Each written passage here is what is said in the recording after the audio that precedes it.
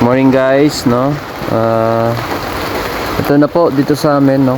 Simula nung kahapon ng umaga hanggang ngayon umuulan pa rin. So almost 24 hours na yung ulan. Merong part din sa ibang barangay, kalapit barangay namin na bumabaha na. So keep safe lagi yung mga taga dito sa amin, lalo na sa barangay namin, no? Tingnan mo nyo naman po yung irrigation dito sa amin. Tapat ng bahay namin to. Yan guys, malapit ng umapaw sa kalsada. So keep safe po lagi. Ngayon guys, nasa labas na tayo ng bahay. Sobrang lalim, kunti na lang, aapaw na. Malapit na rito sa level.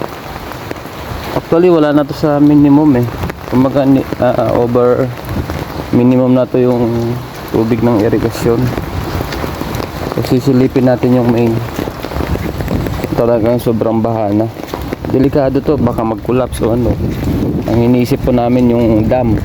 Pag yun nag-collapse, edi may posibleng magkaroon ng matinding baha.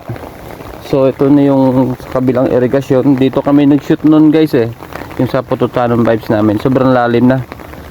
Siguro ito tatansyahin ko mga lagpas tao na to.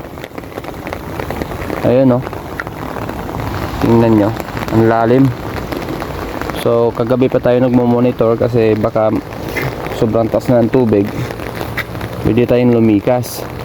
Ayan, almost 24 hours ng ulan, walang tigil maghapon. So ito yung inaabangan namin kung tataas pa ng husto. Pag tumaas pa to, pwede na kami lilikas. Pero sana wag naman, na maging safe yung lahat. Grabe yung ulan guys, sobrang lakas. Actually sa Visayas lang siguro to na umuulan. Almost 24 hours na, mahigit na. Kasi nag-umpisang umulan kagapon mga 3 AM naalala ko. So 6 AM na, sobrang malakas tong ulan.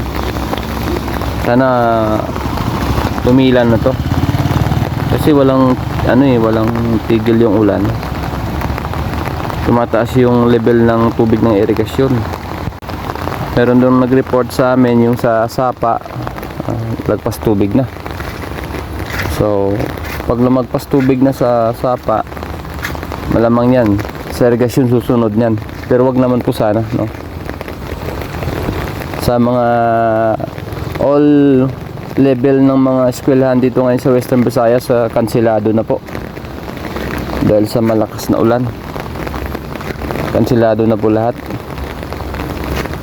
Sa mga motorista na bumabiyahe ngayon kahit umuulan, so ingat po tayo, for sure madulas po yung daanan. May possible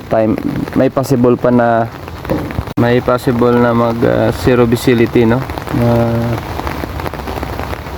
mahirap yun sa isang driver, nagda-drive din ako, kaya pag sobrang lakas ng ulan nahihirapan din ako So ingat tayo guys, keep safe palagi. Kung wala naman kayong importanteng lakad, manatili na lang tayo sa bahay natin, keep safe always.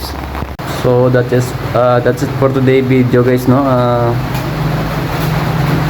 mamomonitor muna tayo ng mga pangyayari ngayon.